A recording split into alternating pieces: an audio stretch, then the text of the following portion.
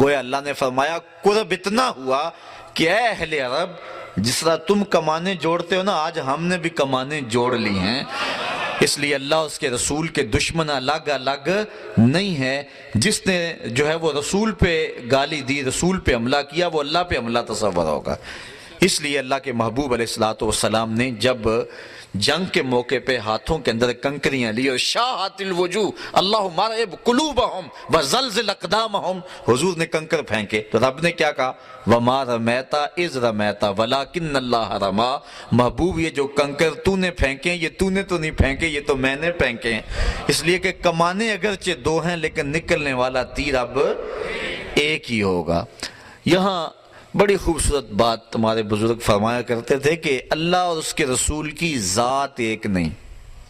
اگر کوئی کہے گا کہ ذات ایک ہے تو کافر ہو جائے گا، یہ ہمارا عقیدہ ہے، دو لفظوں میں سمجھ لیں۔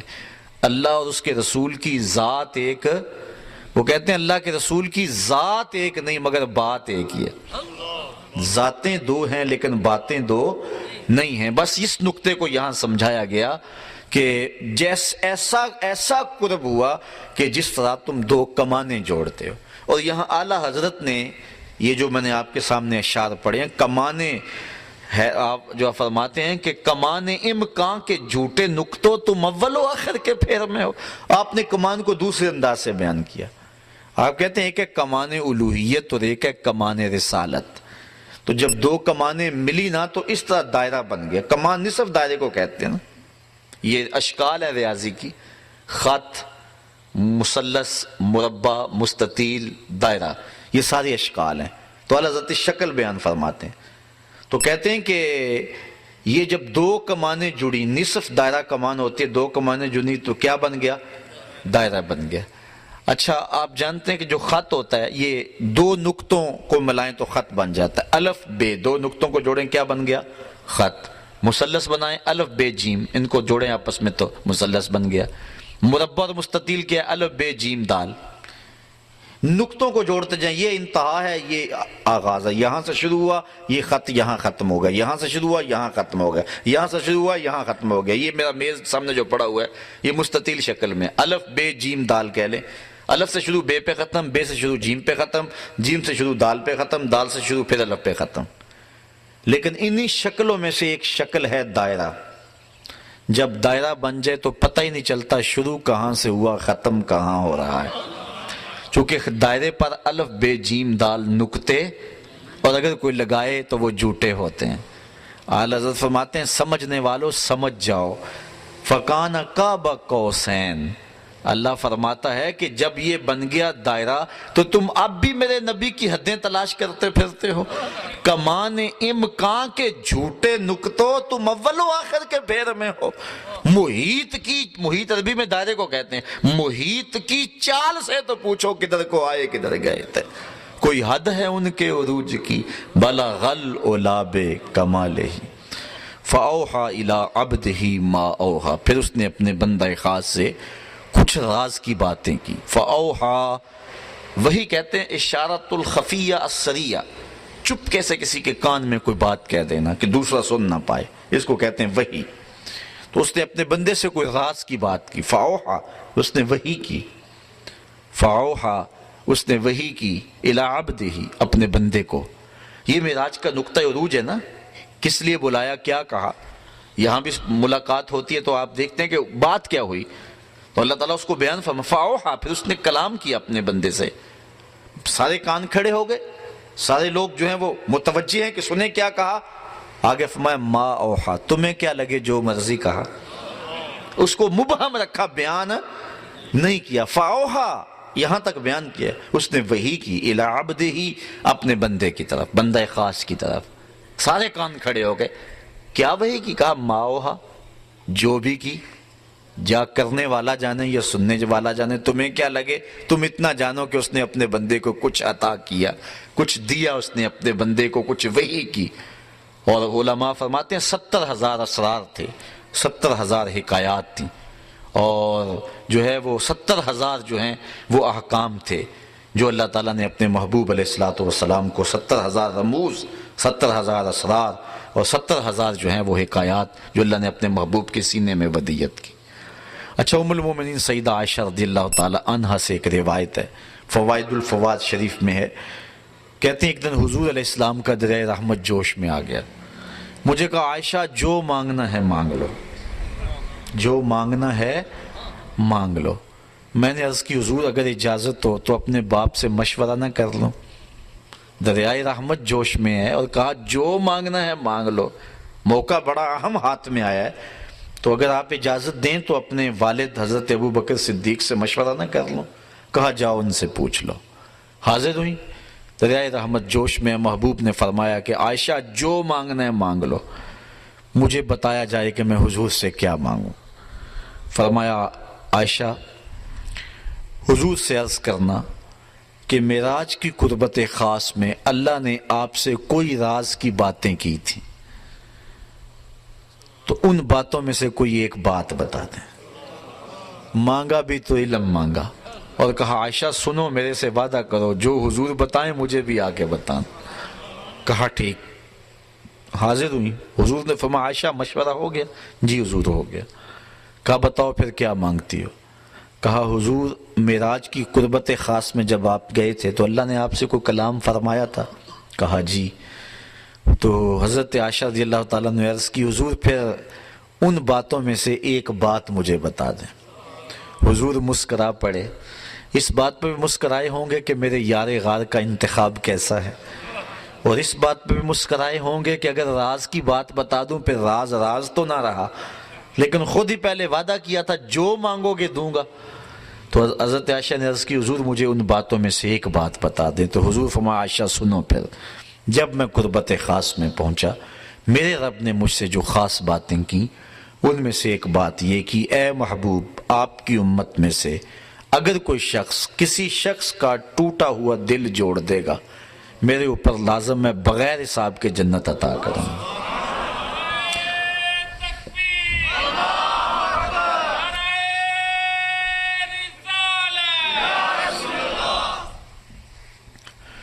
اللہ تعالیٰ پر ویسے کوئی شے لازم نہیں ہے، کوئی شے اللہ پہ فرض نہیں ہے، یہ ہمارے قائد کی کتاب میں لکھا ہے، شرح قائد میں، شرح مقاصد میں، خیالی سب کتابوں میں لکھا ہے کہ اللہ پر کوئی شے لازم نہیں ہے، کوئی فرض نہیں اللہ پر، لیکن از خود اپنے اوپر کوئی شے لازم کر لے تو یہ اس کا کرم ہے۔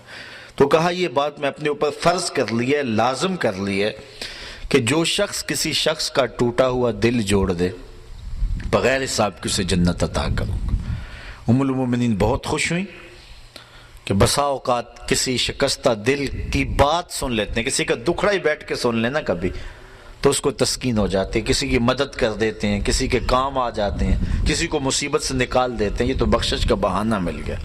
اپنے والد گرامی کے پاس حاضر ہوئیں، کہا ہاں عائشہ حضور سے پوچھا؟ جی پوچھا۔ کیا بتایا حضور نے؟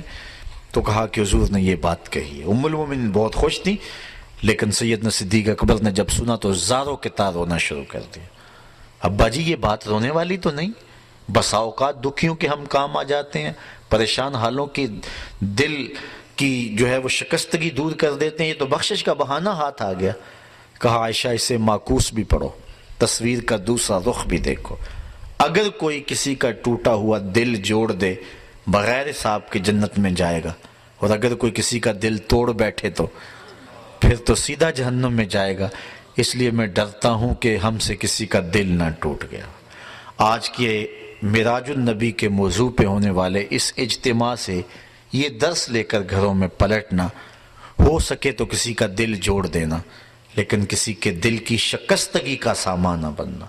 میرے اور آپ کے آقا و مولا نے تو یہاں تک احتیاط فرمایا اپنے گوشت کی خوشبو سے ہمسائے کو تکلیف نہ دو، یا تو تھوڑا سا پانی زیادہ ڈال لو اور شوربے کی پیالی غریب ہمسائے کے گھر بھی بھیج دو، اور اگر یہ نہیں کر سکتے تو ایسے زاویے اور ایسے وقت میں کھانا پکاؤ جب ہمسائے کے بچے سو چکے ہوں۔ چونکہ بچے اٹھ کے ضد کر بیٹھے اور ماں باپ سے انہوں نے مطالبہ کر لیا، غریب ماں باپ استطاعت نہیں رکھتے، تو بتاؤ ان بچوں کے دکھ کا علاج کس کے پاس ہوگا؟ وہ کیا کسی نے کہا نا، دوپہر کو سلا دیتی ہے بچوں کو وہ اس ڈر سے گلی میں پھر کھلونے بیچنے والا نہ آ جائے۔ لیکن ہم نے ان لوگوں کے درد کو کبھی سمجھا؟ عید کے دن بھی بیوہ کا یتیم بچہ آلو چھولے بیچنے پہ مجبور ہوتا ہے، کبھی بسوں کے اوپر چھوٹے چھوٹے بچے پانی بیچتے اور کنڈکٹروں کے دھکے کھاتے ہوئے دیکھیں. یہ بچوں کے سکول جانے کا زمانہ ہے، لیکن ہمارا معاشرہ بے درد ہو چکا ہے. تو ہمیں کسی کا دل نہ توڑنا، کسی کے دل کی شکستگی کا سامان نہ بنا. جوڑ سکتے ہو تو کسی کا دل جوڑ دینا، کسی کی شکستگی کو دور کر سکتے ہو تو یہ ایک بہت بڑی نیکی ہے، اور یہ بندے کو کہاں کی کہاں پہنچا دیتی ہے. میرے اور آپ کے آقا و مولا کی مجلس لگی ہوئی تھی. ایک شخص سے کونے سے اٹھا، عرض کی حضور میرا بچہ گم ہے اور مل نہیں رہا، دعا کریں مل جائے. قبل اس سے کہ حضور دعا کے لیے ہاتھ اٹھاتے، مجلس کے دوسرے کونے میں ایک شخص بیٹھا تھا. عرض کی حضور میں ابھی فلاں باغ کے قریب سے گزر کے آیا ہوں، میں نے بچوں کے ساتھ اس کے بیٹے کو کھیلتے ہوئے دیکھا ہے. باپ نے سنا تو دوڑ لگا دی. آقا فرمائے سے بلایا گیا. بہت جلدی ہے میاں. جی حضور آپ جانتے ہیں باپ کے جذبات کیا ہوتے ہیں. بچے کی ماں الگ تڑپ رہی ہے، ممتا کی ماری ہوئی ماں کو بھی قرار دینا چاہتا ہوں، اور بچے کو دیکھ کے خود بھی آنکھوں کی تسکین کا سامان کرنا چاہتا ہوں. فرمایا ضرور جاؤ، تمہیں روکتا نہیں، لیکن ایک بات میری یاد رکھنا، جب باغ کے کنارے جاؤ بچوں کو کھیلتا ہوا دیکھو، اپنے بچے کو بھی پالو تو بچے کو بیٹا کہہ کے آواز نہ دینا، نام لے کے پکارنا. عرض کی بیٹا کہہ کے پکاروں تو حرج بھی کیا ہے، آخر میرا بیٹا ہی تو ہے. فرمایا تم بچھڑے ہوئے ہو اور تمہارے لہجے میں بلا کا پیار ہوگا، اور تم نہیں جانتے کہ ان کھیلنے والے بچوں میں ہو سکتا ہے کوئی یتیم بچہ بھی کھیل رہا ہو. اور جب تم اپنے بچے کو بیٹا کہہ کے پکارو گے اس کا دل چھدے گا، کلیجہ زخمی ہوگا. آج میرا باپ ہوتا تو مجھے بھی بیٹا کہہ کے پکارتا. یہ اسلام کا مزاج ہے. بیوہ کے سامنے اپنی بیوی سے پیار نہ کرو، غریب کے سامنے اپنی دولت کی نمائش نہ کرو، اور لوگوں کے لیے دل شکستگی کے سامان نہ کرو، لوگوں کے دل جوڑنے کی کوشش کرو. تو کہا عائشہ میرے رب نے مجھ سے جو باتیں کی ہیں ان میں سے ایک بات یہ ہے، آپ کی امت میں سے اگر کوئی شخص کسی کا ٹوٹا ہوا دل جوڑ دے تو میں نے اپنے اوپر لازم کر لیا ہے کہ بغیر حساب کے اس کو جنت عطا فرماؤں گا. اللہ تعالی ہمیں اس معراج کی برکتیں اور حضور علیہ السلام کے سفر کا نور نصیب فرمائے.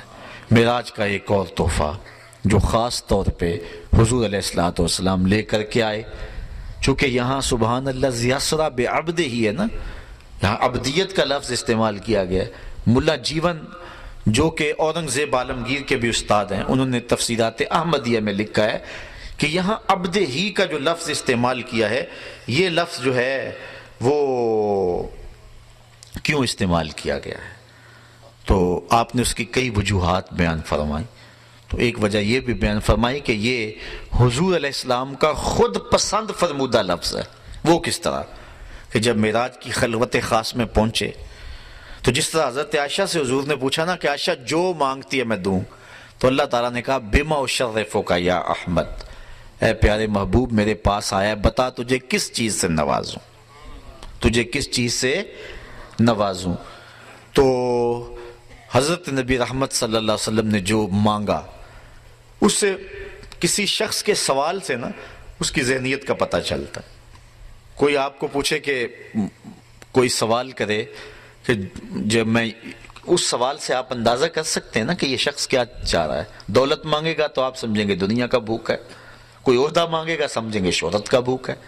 تو انسان کے سوال سے اس کے ذہن کا پتہ چلتا ہے.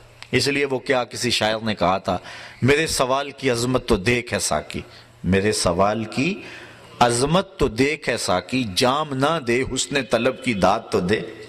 یعنی سوال سے پتہ چل جاتا ہے کہ یہ شخص کہاں کھڑا ہے. تو حضور علیہ السلام کے سوال سے آپ اندازہ لگائیں کہ حضور کی عظمت کیا ہے. اللہ اکبر. تو کہا بما اشرفک یا احمد، پیارے بتا کیا تجھے دیں. تو حضور علیہ السلام نے جو اللہ سے مانگا، بنسبتی الیک شرفنی بالعبودیہ، اے اللہ ساری زندگی میں پکارتا رہا کہ تو میرا رب ہے، آج تو مجھے بندہ کہہ کے پکار دے. اور اقبال کہتا ہے متاع بے بہا ہے درد و سوز آرزو مندی، مقام بندگی دے کر نہ لوں شان خدا بندی. اور ایک دوسرے مقام پہ کہتا ہے خدائی اہتمام خشک و تر ہے، خدا بندہ خدائی درد سر ہے، ولیکن بندگی استغفر اللہ درد سر نہیں درد جگر ہے. تو کہا بنسبتی الیک شرفنی بالعبودیہ، ساری زندگی میں نے کہا کہ تو میرا رب ہے، آج تو بھی تو کہہ دے کہ تو میرا بندہ ہے. تو اللہ تعالیٰ نے معراج میں محبوب علیہ الصلوۃ والسلام کے لیے جو لفظ استعمال کیا سبحان اللہ ذی اسریٰ بعبدہ، اور وہاں سورہ نجم میں بھی